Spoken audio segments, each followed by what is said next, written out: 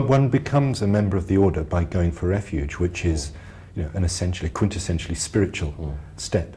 As things have turned out, a lot of order members have become busy and active in the institutional dimension of the movement. They run centres, they run businesses, they set up communities, they raise funds. Is this something too that you envisaged from the beginning, or would you say that this active dimension of the order's life has sort of emerged organically, or even in a way that surprised you?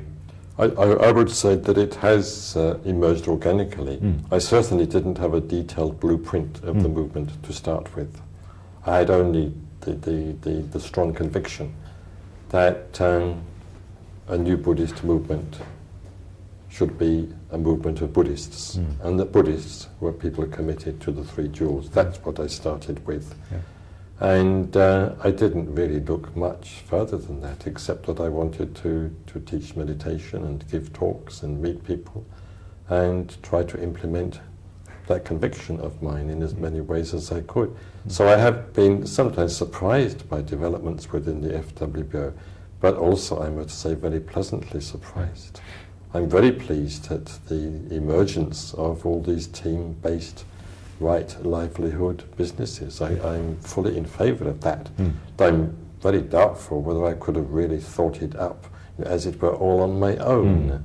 I think, though obviously I knew about right livelihood in general, but I hadn't thought of it quite in those practical terms. Yes.